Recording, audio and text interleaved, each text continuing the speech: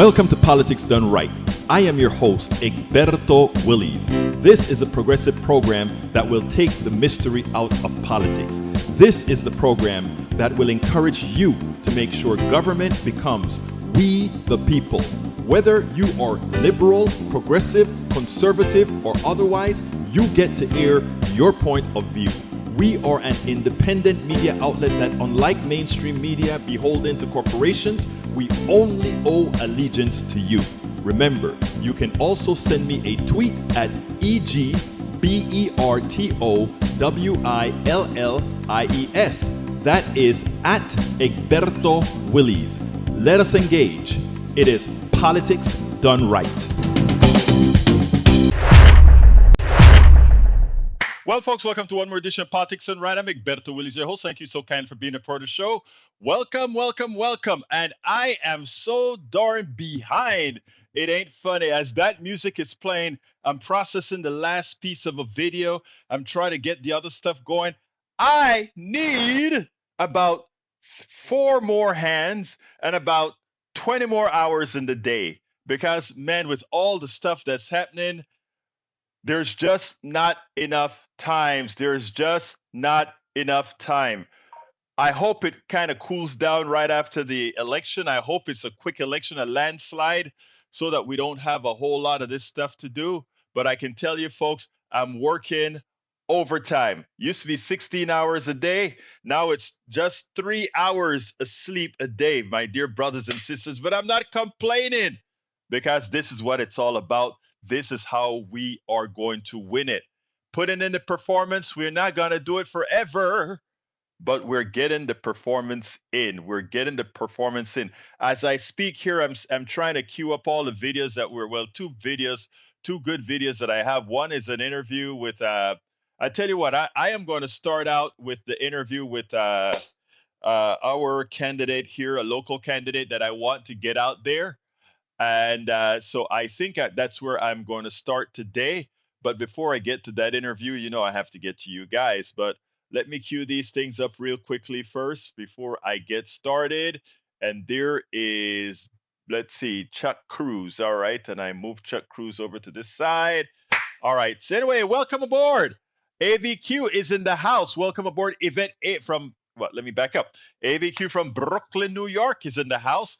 We also have Yvette Avery Herod from Atlanta, Georgia. We also have Eric Hayes from Kingwood, Atascocita. Bridge MCP from Binghamton, New York, upstate New York. We have Deb Denny. Deb Denny is from Oregon, if I remember correctly. Correct me if I'm wrong. And anybody else? So Melanie Keelan from Barcelona, Spain. And we have Matilda Beatty. It's not just small business that Trader put in, isn't it?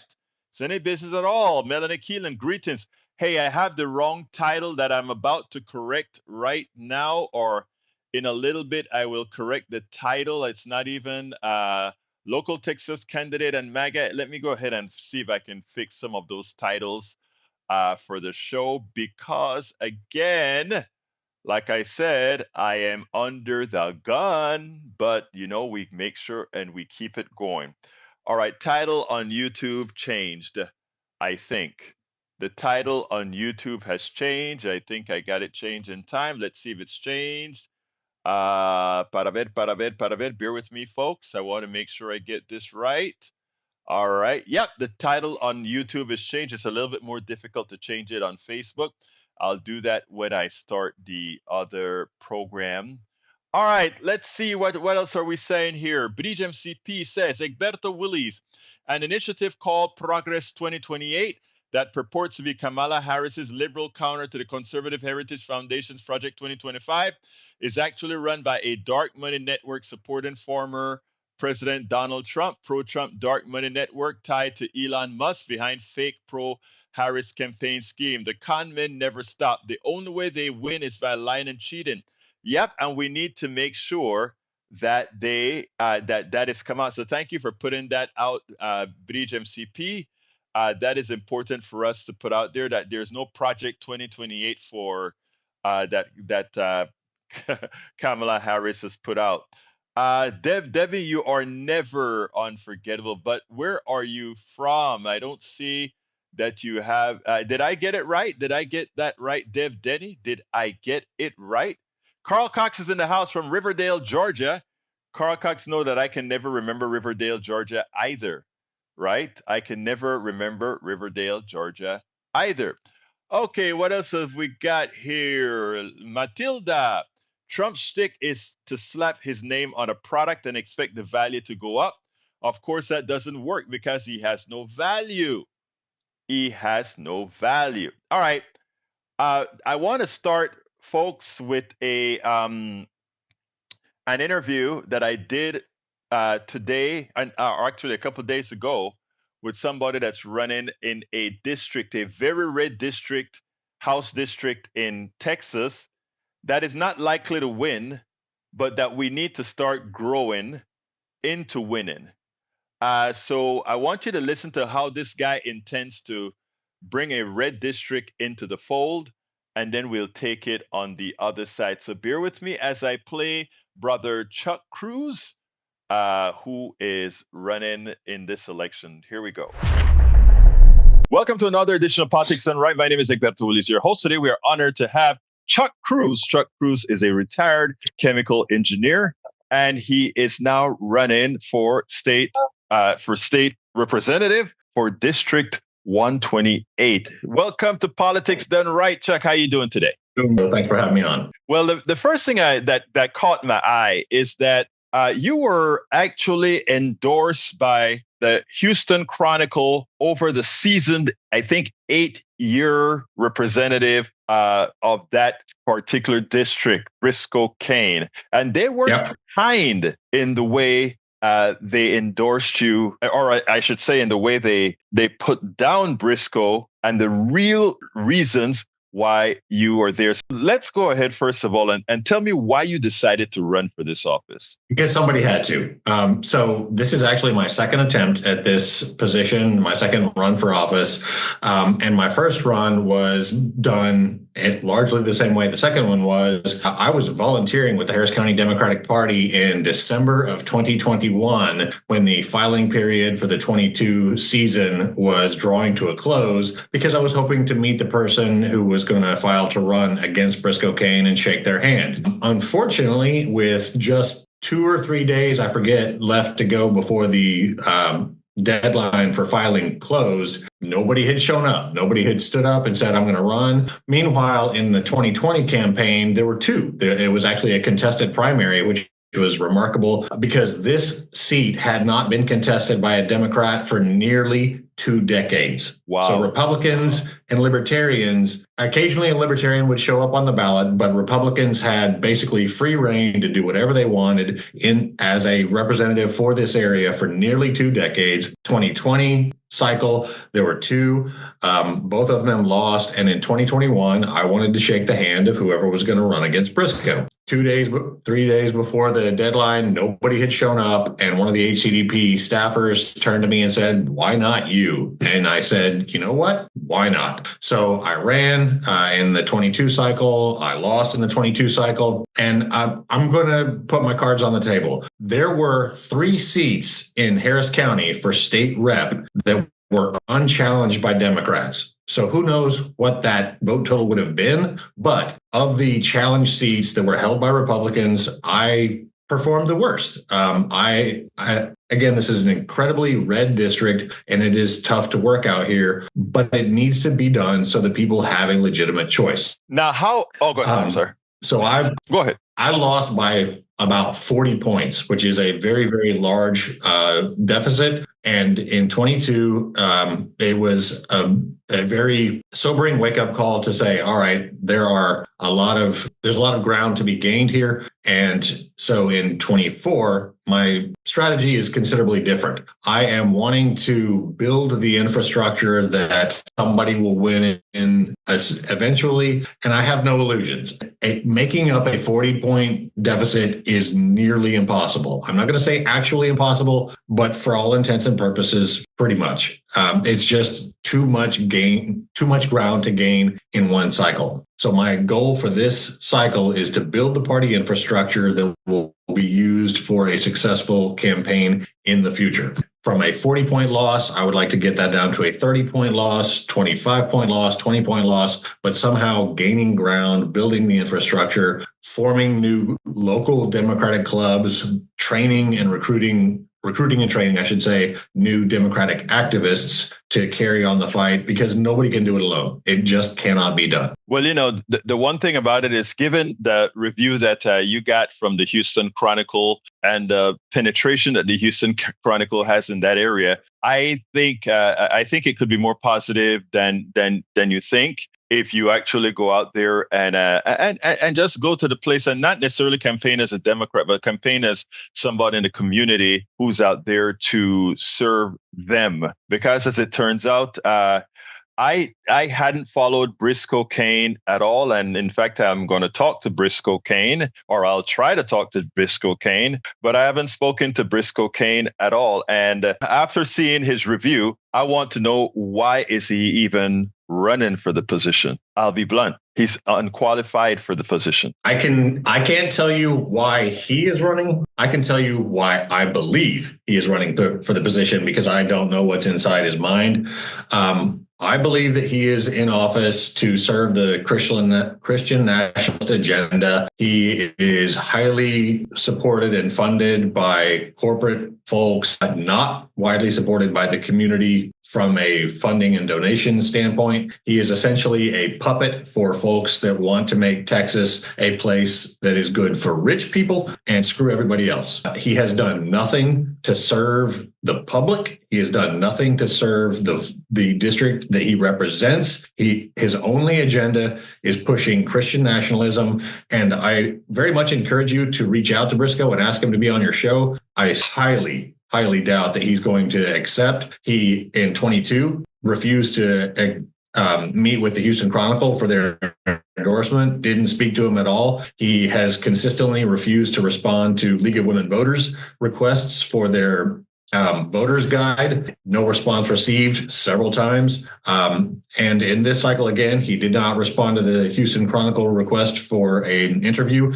And most notably, both in 2022 and in 2024, he brags about not having received the endorsement because he is that much of a contrarian. He is now finishing up his fourth term in office. Of those 4 terms in office, Texas Monthly Magazine has twice said that he is the worst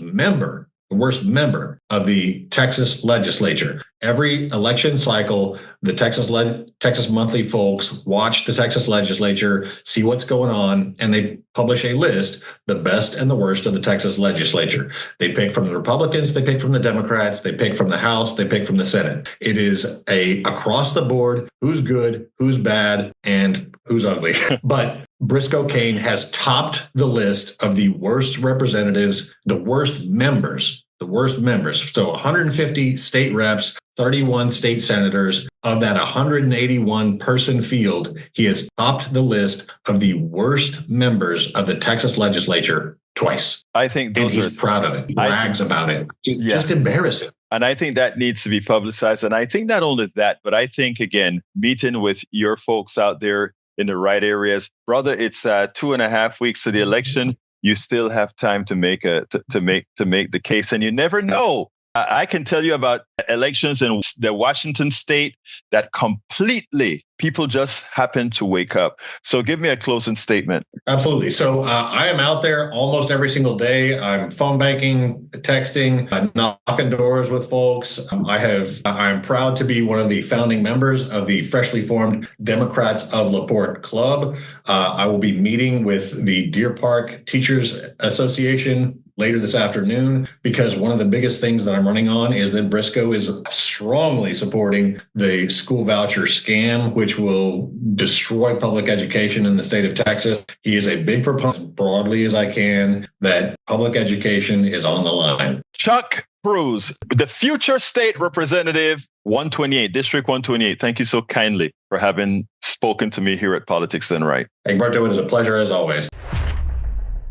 Folks, one of the reasons I wanted to play this is something that we have to do in every federal congressional district federal senatorial, well, there's no senatorial districts. Every Senate takes a whole state, but in state senatorial districts, state house districts, except for I think Montana is the one that has a unicameral uh, legislature, which means there are not two bodies. Okay, we need to contest in every single district. And we did that here in Harris County and the surrounding counties where our districts split off. There should be a progressive run-in in every single district in your state, both federal districts and state districts. That is how you start to pull it all together. Yeah, Chuck Cruz he's a retired chemical engineer, and he's really putting his actions where it is. He's out there at all meetings. He's out there doing the job. He's out there recruiting. He's out there teaching. This guy Briscoe Kane is a joke. He is in a district with a lot of refineries, and he does nothing for the people in his district. He just exists because he's MAGA, and they are going to vote MAGA. That's all he does. But Chuck Cruz is engaging the MAGA folks. Chuck Cruz is engaging the entire community to make sure that they take a look at things in a different manner. Let's see. Melanie Keelan says, I hope everyone is surviving. We are surviving, Melanie. We are surviving. Likewise, we have Para ver, Carl Cox says the T in Trump stands for Trump is trash. Carl Cox from Riverdale, Georgia. Come on. We're a little bit nicer here, even though he's not nice, right? All right. Michael Radin says, Matilda, Trump's trick is to slap his name on a product and expect the value to go up. Of course, that doesn't work, especially when you have no real value in yourself. Let's see. Eric Hayes says, fundamental difference is red wants to give people purpose via jobs, economy, and blue government assistance. Okay. I don't know how many times I need to tell you that, but because you put that statement there, I feel compelled to say that the reds are all talk and the blues are all actions. And that's why it takes the blue states to fund the red states. That's why the blue states have the more educated than the red states, not because of the people, but because of the politicians who don't invest in their people. So that's why when you see all these big companies move to Texas or lower tax states, they bring their engineers that were educated elsewhere, of course, in the University of Texas as well, which is the best university in Texas.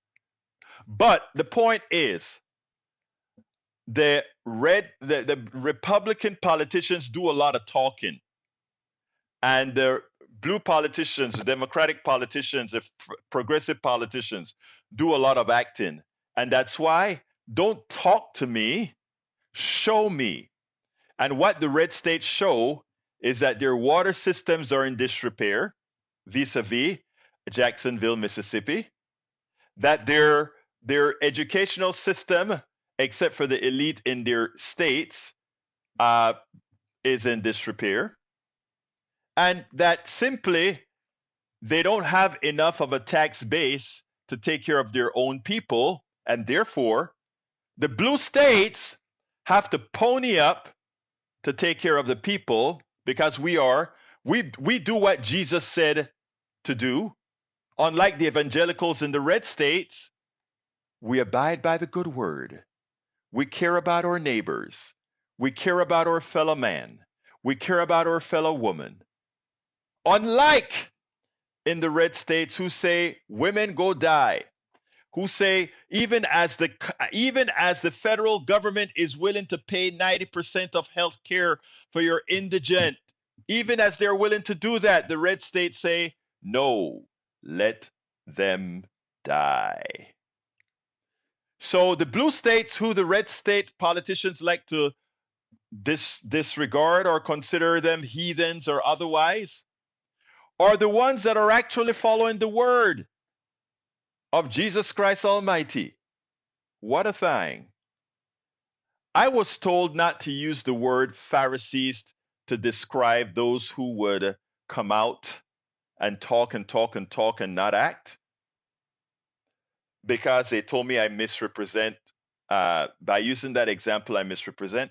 So I have a job out there for my brothers and sisters. I learned back in Panama as a Christian, before I became a humanist, that the Pharisees wanted everybody to see them praying, and they did a lot of talking, but there was not a lot of action behind it.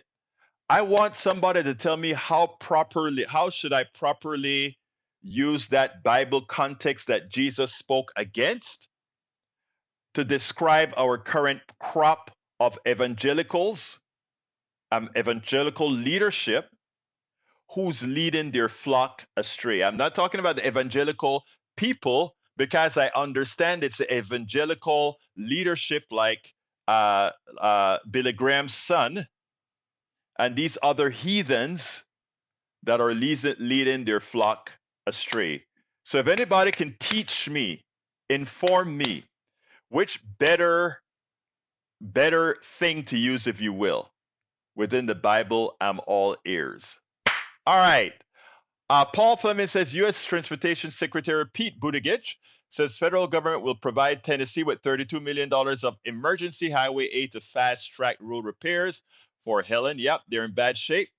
Paul Fleming also said Elon Musk is the richest man in the world, supposedly, right? So why is he making hurricane victims pay over $300 for hardware to use his service, which was only free for 1 month until the backlash? How much money has he donated to relief efforts? A person with his money and government connections could send a truck and a plane loads of supply and foods. That's not how they work. Like I tell you, billionaires are billionaires because they are selfish. Billionaires are billionaires because they don't care about humanity in the aggregate. And I say that absolutely. Even the good billionaires, my friend, you can actually, you look, somebody that has $100 billion could say, you know what? I'm going to take $1 billion and do this job here. Sometimes our own government doesn't have a problem raising $1 billion. They could. But you become a billionaire because you're a hoarder and you take advantage of the other person's intellect, the other person's worth, the other person's work. All right? And any billionaire that wants to discuss that with me, be my guest. I'll be happy to do so with you. Let's see. Bridge MCP said Harris skips Al Smith saying she will go when she's president. Right now, she's busy campaigning. Meanwhile, Rump is booed. LOL. Not only that, you hear the new thing? Trump is actually tired. He can't handle campaigning anymore. He can't handle the interviews anymore. He can't keep his thought process straight. He's just trying to hang on to win the election so that he can pass the baton after he gets out of jail, if he was ever to win. After he gets out of killing these different things, pass the baton to his vice president, who will pardon him. It ain't gonna happen, Trump. Kamala is gonna beat you completely. That's it. I'm sorry, Senor Trump. All right. Michael Rudden said, not just education. Blue states have better health care, better environmental protection, better benefits across the board. And you wonder why Reds keep talking economy.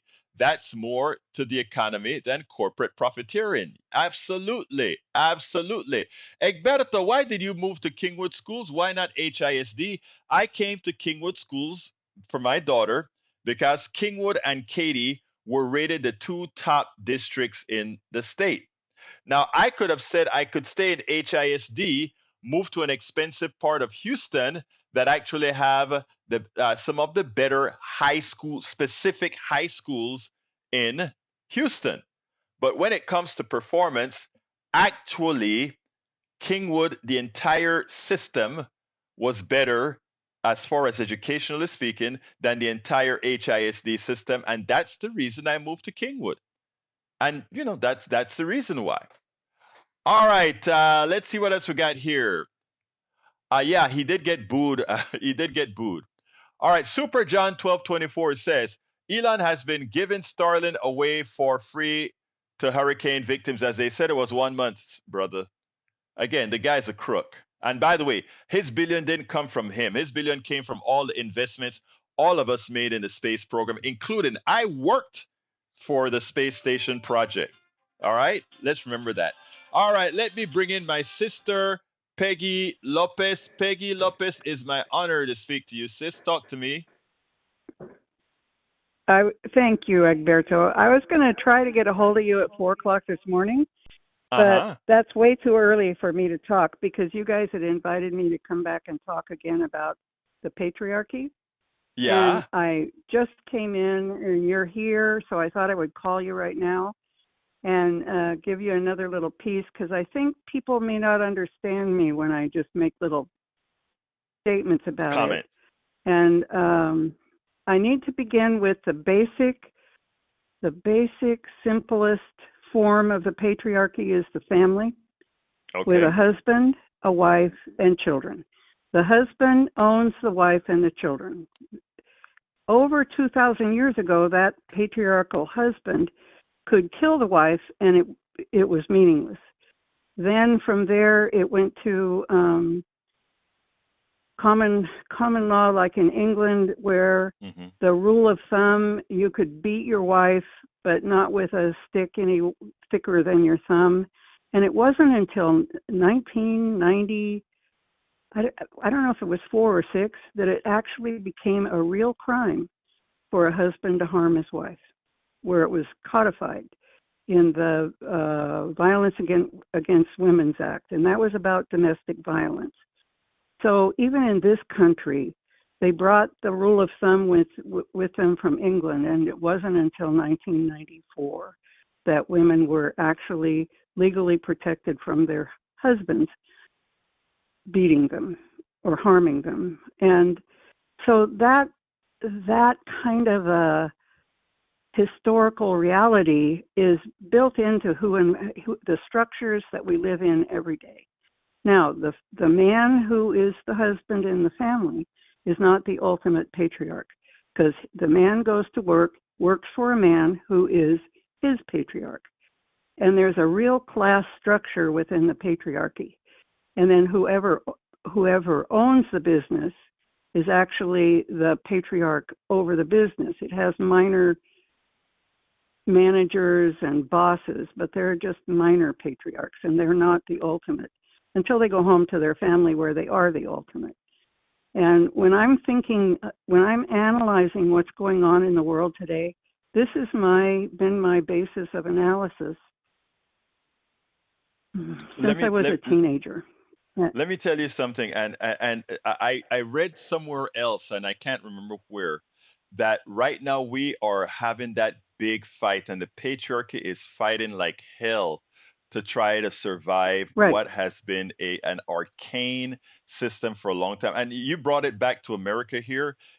I think it wasn't until the 60s that women could even open a bank account on their own. Is that right? Right here in the United States. I think it was in the 70s.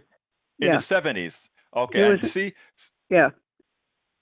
So this was codified for a long time that we had something that needs to break. And I tell you what, we hope that Kamala Harris can break it, because right now, Donald Trump, the reason he has Latino male, so far, a Latino male support and a black male support and other male support, is he's playing on that game for that small faction of all these different groups that do that believe in that ridiculous.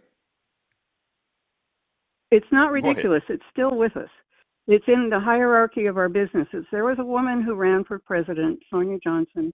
She wrote a book called From Housewife to Heretic. If you want to figure out how to break out of the patriarchal bonds that holds every single one of us, it's a good book to read, because she talks about having come up against it.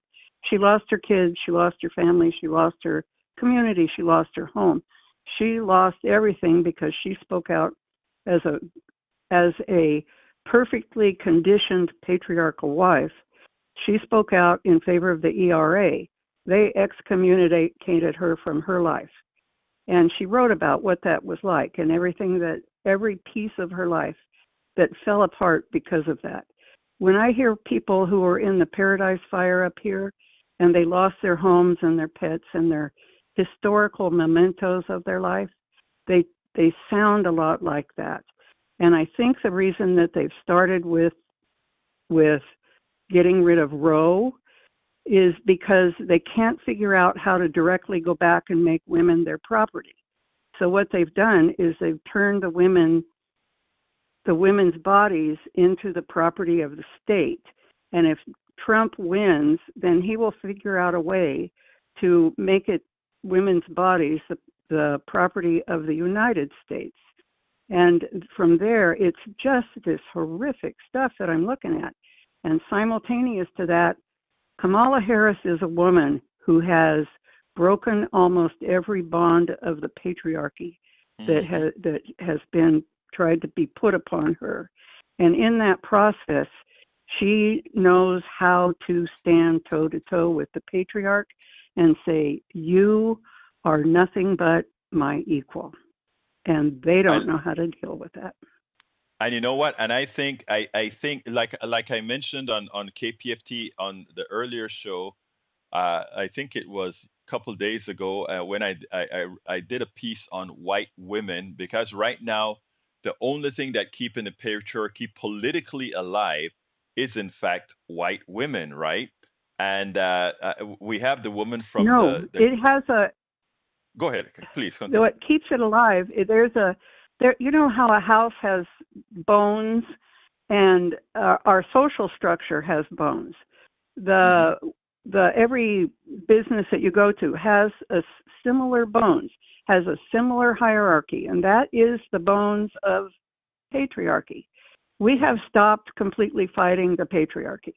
Back in the 70s, there was like a conscious decision. Sonia Johnson put forth this theory that as long as we fight against the patriarchy, we are going to lose and they're going to get stronger. What we need to do is quit fighting the patriarchy. We need to come together and fight racism and sexism and homophobia and every single one of those tenets of the patriarchy, because the patriarchy can't survive without having an enemy. And so instead of directly fighting with that's a kind of an archaic term today, the patriarchy. And yet they still have the controlling interest. However, what I watched in the Black Lives Matters, I mean, I'm old and crippled and I have to watch everything on the screen. I can't go out and do it anymore. But what I saw was in the 60s and 70s, the women's movement was in its own silo. The black civil rights were in their silo. The anti-war was in their silo. The farmers, field workers were in their silo. Everybody had their own silo. But what I watched in the Black Lives Matter is through the decades, those silo walls have gone, and we just intermingle with each other all over the place. And there is no way for the patriarchy to fight against that. And they are accustomed to us coming to them and calling them names from way back when. And when we stopped doing it, they thought, oh, we won. And what we did was we went away from their fort and gathered together and started making this new way of being in the world, which is way more humane than it's ever been before. And I am so happy to see that. And I see it in your show. I see it in the people that come to your show. I see that formation of the human bonds rather than the old archaic outside of the personhood structure for how we're supposed to relate. But I see people relating human to human to human. And I really enjoy that.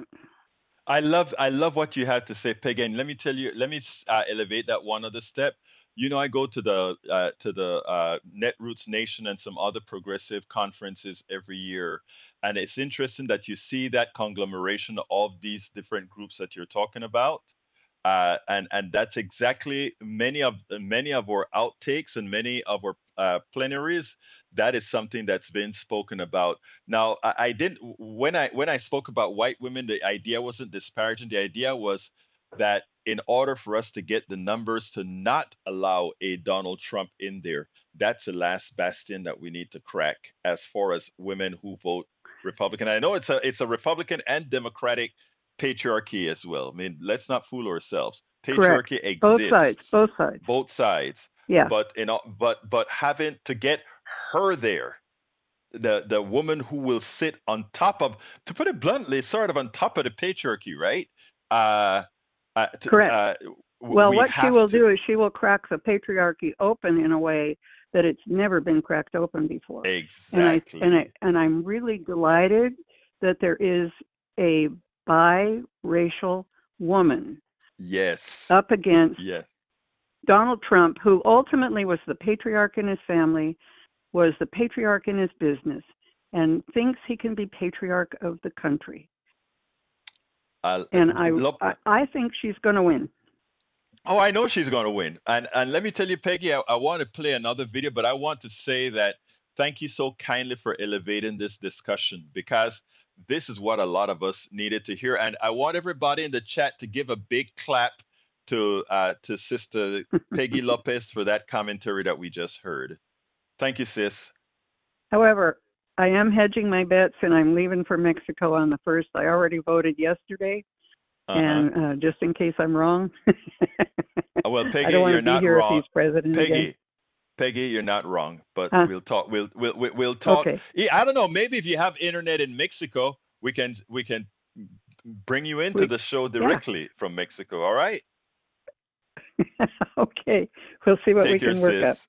Have a good one now. Peace. Thank you. All You right. too.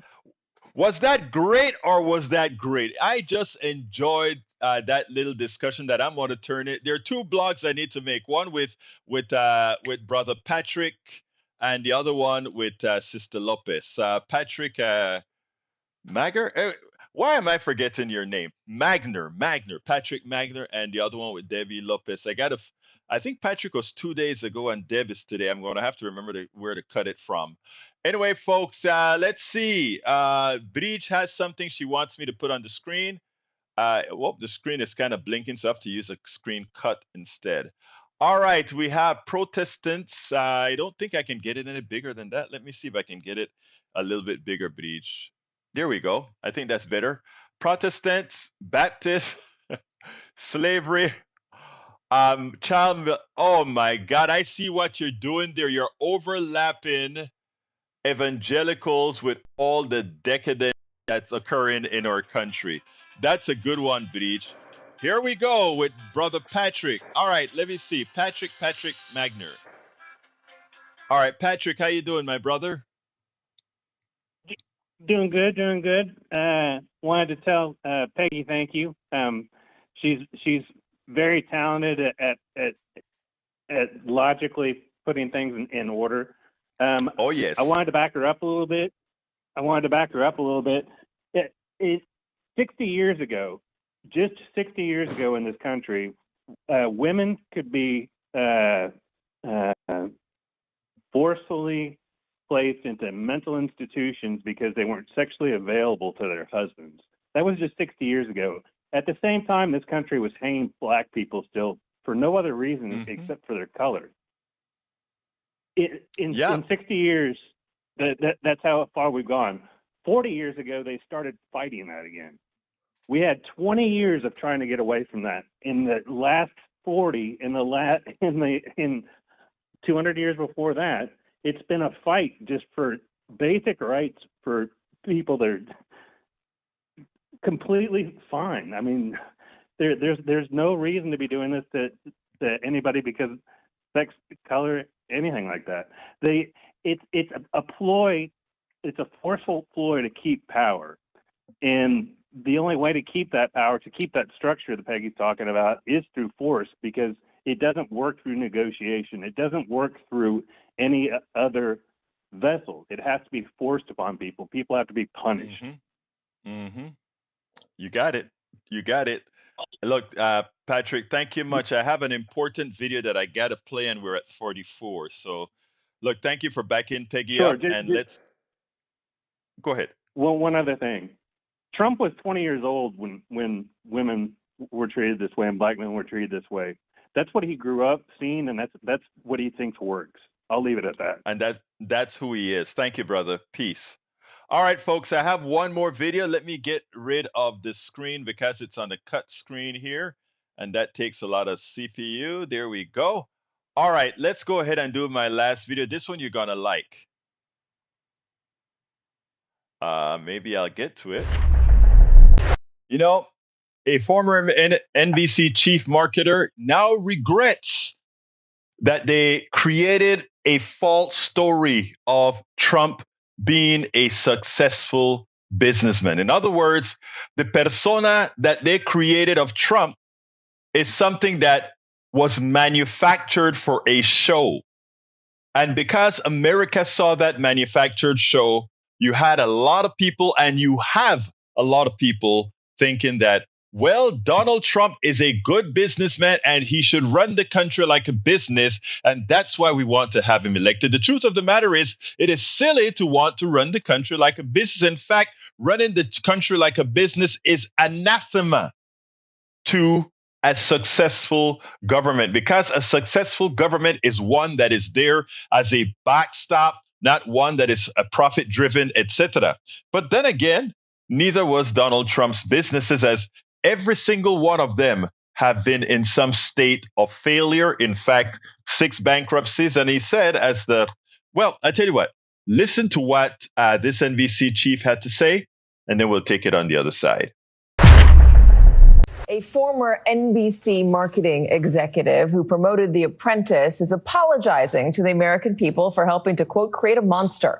Writing for U.S. News and World Report, John D. Miller says the story he and his team created for Donald Trump was at best a, quote, substantial exaggeration, at worst a false narrative, by making him seem more successful than he was. Joining us now, former NBC marketing executive John D. Miller, both NBC, by the way, News and MSNBC are part of Comcast, NBC Universal. All right. I'm so excited to talk to you. Okay, good. I tried to talk to you and others during the 2016 campaign about the myth of Donald Trump from The Apprentice, because what I would hear when I was talking to voters was that they were voting for him because they thought he would do a good job because he was a good businessman. Right. And I said, how do you know he's a good businessman? Because I saw him on The Apprentice. Yeah. I heard this from multiple people. Yeah, we were very good at what we did in marketing shows. And in this particular case, creating the false narrative for Donald Trump as a big businessman was very important. The thing was that people had to, the conceit of this show was you didn't win a date, you won a career. And so people had to come in, and for $250,000, if they won, they would get a chance to spend a year with a CEO that would be the person, the apprentice, by their sides, learning everything they could. They get mentored. Yes, correct. Well, that was pretty much a false narrative as well. But the big thing is that we had to make Donald Trump look like he was a big executive. And before that, he was largely popular in New York. He'd been bankrupt at least 4 times from various businesses, I think 2 more after the show went on the air. And so clearly we had to make something bigger than it was, as I sort of say in promotion, with making mountains out of molehills every day. So he wasn't a good business executive. Well, if someone had been bankrupt one of his businesses 4 different times and then 6 in total, I'm not so sure. And what the reason I came forward to a large degree was there's so many people that say that the economy is the biggest thing in this election. And just as you related to us just a minute ago, if people think that he's the person for that because he was a great businessman, that is a false narrative. We did it for the show, but it became very dangerous now for the country. So there are Americans now who will say, I don't need to look to The Apprentice. I can look to the 4 years while he was in office. And I thought he did a good job while he was in office. What do you say to them about maybe the foundational idea they have of Donald Trump in their mind? Well, there were some sophisticated things that went on in the economy. First of all, as Obama basically said, he left Trump with a very good economy. And along the way, he didn't really do very much. And so he sort of got out of the way of it. So what I would say is that he was lucky along the way until he hit a stumbling block, which was the pandemic, in which case he very much mishandled along that way. Now, he did give a tax cut to a lot of different people, but not many people in a certain economic spectrum took great advantage of that. And so what I would say to them is maybe he helped you a little bit, but what I would say is the last 4 years have actually also been very strong, with the stock market hitting new highs and inflation now low, unemployment also low. And so I think that he did a very good job of selling himself, which is what he always did. Economists will argue that presidents don't really have that much sway over the economy because the economy moves so slowly, and a decision that you make during your presidency doesn't really come to fruition, so the results of it until many years down the line. So would you be arguing that the Donald Trump that you saw during COVID was more the Donald Trump as the executive he was before he was elected into office? He rarely was, in my knowledge of him and working with him and talking to him, because I knew him for a number of years in this particular period of time, is that he was very good at selling himself. He was very good at telling what he did without actually doing it. And to a large degree, he followed along what maybe he learned what we did in the show, because we created the persona for him and he went along with it. And that was very much advantage to him. But to a large degree, not true. We are less than 3 weeks before the next election. Why are you writing this now? Yeah. Why now? Why not 4 years ago? Well, 8 years ago. Up until 22, when I retired, I was a senior executive reporting to the CEO of NBC Universal and Comcast. And it was probably inappropriate for me as an executive at the time. I wasn't in your position as a news reporter. I was an executive, and the company had certain policies about that sort of thing. So I probably wouldn't have done it at that point. And after that, I started writing a book, and that's one of the chapters. And I realized I am not going to get this published before the election goes out. I had to get it out beforehand. And as I was thinking about what can I do, and I said, well, I have to start somewhere. So I did a Facebook post that turned, and I got a lot of response on that. I said, well, let me do a LinkedIn post because I have a lot of followers there. A lot more awareness. And then a U.S. News Report called me and said, would you do an op-ed? And I said, well, I have one ready. So I sent it to them, and within 3 hours, it was released. And since then, I've been nonstop talking, and it's nice talking to you. Are you going to be voting for Kamala Harris? Absolutely. Why? Well, first of all, I never voted for Trump at the first point. And after meeting him and after working with him, that was a non-starter. Because basically, it's basically a phony. He does certain things, but actually governing is not one of them. What would you say to somebody who was considering whether they wanted to vote for her or for him, somebody who still might be on the fence? I would say if you have a disagreement with the policy, it does not matter. He is a character that's non-starter. And he lies regularly. He will say the same thing over and over again, even though it's not true. I make the little statement, and this is so small by comparison to like the stealing of the election and the pandemic and everything else that he says he did well. To me, he would call up and say, and I was like the fifth call of the day, how'd we do, John? And I knew he'd seen the ratings. I had the ratings right in front of me, and I said, well, we did very well. It's the #1 show on television. In truth. Always cared about numbers. Absolutely. Now, again, this NBC chief who created this persona of a Trump being a successful businessman, who made people believe that he was a fairly trustworthy guy, made sure to not have ever voted for this guy, Donald Trump. But above and beyond that, he felt a responsibility. He was writing a book about the farce that Donald Trump is, et cetera, more than just a farce that Trump is. But he knew that the book would not be released before the election. And he thought it his responsibility, now that Donald Trump has been threatening to become president again, that it was his patriotic duty, his responsibility to let America know that electing this, it's a clear and present danger to run this guy that is nothing more than the facade of success. But beneath it, no success. And he asked one important question. Is a good businessman one who's run his company 6 times into the ground? Is that really a good businessman? Above and beyond that he's a liar, above and beyond that he's been declared a rapist by a judge, above and beyond that he is a misogynist, a rapist, a homophobic, all these characteristics, person who steals from charities, person who goes ahead and steals from people by faking a universe. I mean, one after the other. Is this the president we want?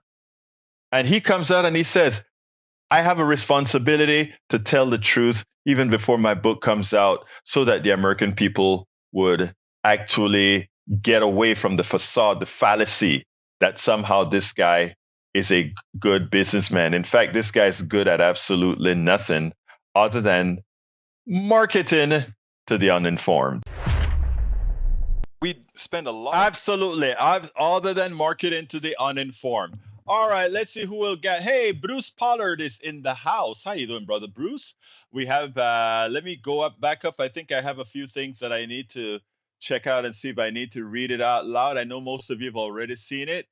Carl Cox says Trump can still win. Has the backing of the 6 conservative judges of the U.S. Supreme Court and several states, include. Yeah, but look, if they try to do what they did with Bush, where they just anointed him king, I think the country will go into revolt, and I don't think they can afford that. The country will go into revolt, and we would lose our complete stature in the country. All right, let's see what else we got here. Paul Fleming says AP News, Christian nationalist leaders are telling followers that Vice President Kamala Harris is under the influence of a Jezebel spirit. That's right out of the Bible. Using a term deeply racist and misogynistic roots that is setting off alarm bells for religious and political scholars. Like I tell you, those people, those evangelical leaders are evil. There's nothing Christian about them. Let's see what else. Yeah, British women still do not have the ERA. Still, you're correct. British also says, when taking my master's, a prof forced us to watch the. I guess you meant The Apprentice. I went to the dean and said she'll fail me if I don't watch it. She was reprimanded. Ha! I love that. She should be reprimanded. Patrick Magnus says the only fortune he has was a product of direction or tax money into his business while he was president. Over 1 billion in taxpayers' dollars. Exactly right. Exactly right. Paul from CNN. Donald Trump just confirmed he hasn't had a health exam and has no plan to do so. That should tell you everything you need to know. Just look at him. He looks like a bumbling buffoon the way he speaks. But what can I say? All right, let's say. Listen to Mike Cisak. He says something was found caught at Dominion machine flipping their votes. Oh my God, you guys live in fantasy land. My brother, come on, my brother, join the real world. Please, my brother, I love you. Join the real world. We're here waiting for you, brother. We mean that. Paul Fleming says, I love technology. I wish that I was smart enough to be an engineer. Okay, Paul, I've spoken to you many a times. I don't want to ever hear you say that again, brother. I wish I was smart enough to be an engineer. I have no doubt that you're smart enough to be an engineer. All our peeps in here are smart enough to be engineers. Okay? Let's not give engineers more credit than we deserve, all right? Astron Aerospace has introduced the H2 Star Fire engine, a groundbreaking hydrogen-powered engine promising 3 times the efficiency of current market engines. The innovative technology marks a significant leap in hydrogen fuel technology, addressing efficiency costs and infrastructure challenges that have previously hindered the widespread adoption of hydrogen-powered vehicle. And guess what is the byproduct of burning hydrogen? You're going to love it. Water vapor. You burn hydrogen, you get water vapor as the byproduct. Technically speaking, you could get some hydrides, etc., but the basic result is going to be H2O. It's going to be H2 plus the O, and you burn it, all right? And the idea being is the way you make hydrogen green is that the way you could use electrolysis or other methods to use solar power to generate in effect you use the solar power to create oxygen and hydrogen, and if we wanted to we could actually have a closed sort of a quasi closed system, right, where you keep the oxygen in your car, and they won't do that because of weight issues and all of that. But again, there are a lot of things that we can look at in the future. All right, what else have we got here? Let's see. Deb Dennis says DJT is property rich, cash poor, and heavily in debt. It's not property rich either. It doesn't have any assets.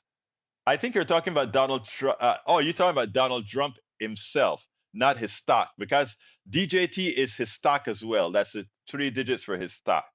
And I don't know if he's rich. He owes a lot of money on all of his assets. So I don't know about that, my dear sister.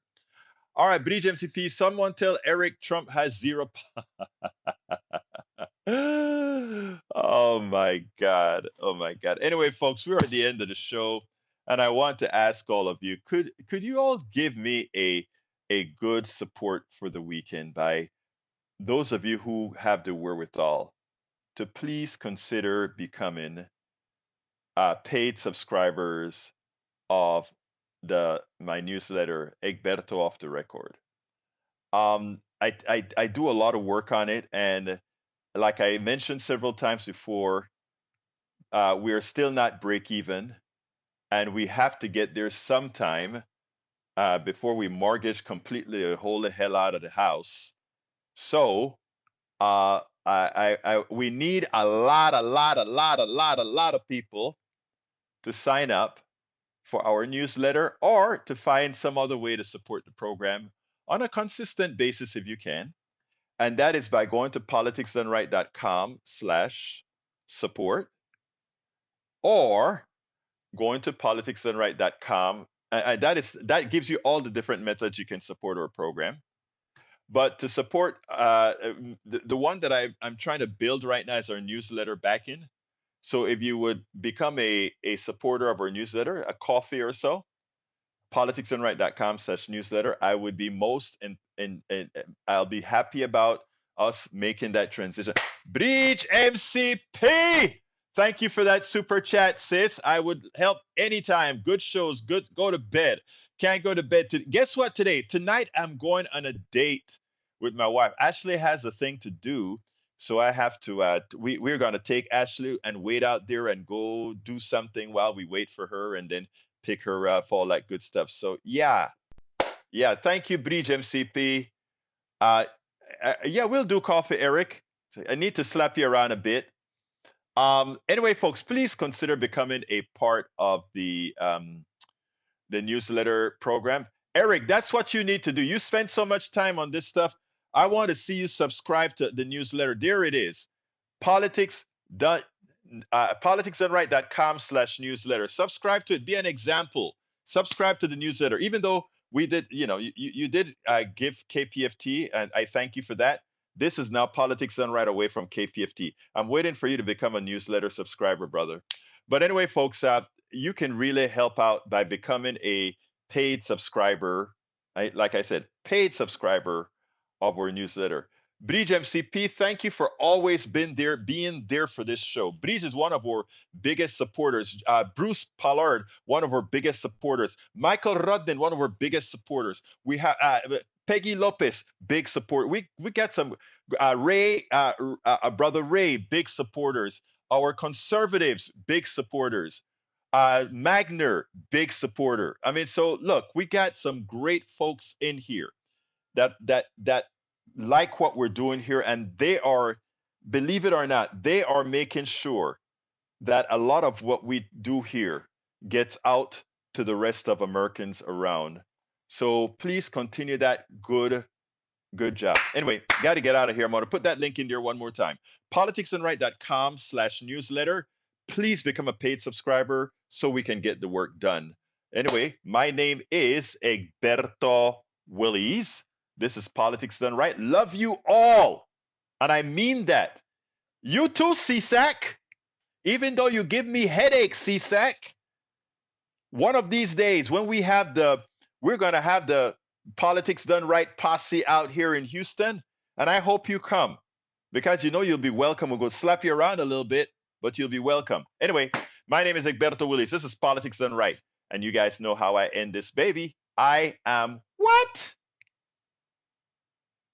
Out.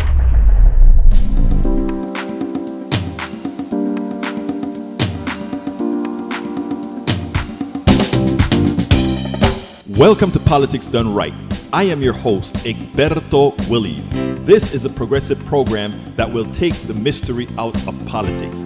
This is the program that will encourage you to make sure government becomes we the people.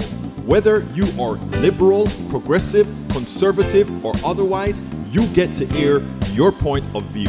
We are an independent media outlet that, unlike mainstream media beholden to corporations, we only owe allegiance to you. Remember, you can also send me a tweet at EGBERTOWILLIES. That is at Egberto Willies. Let us engage. It is politics done right.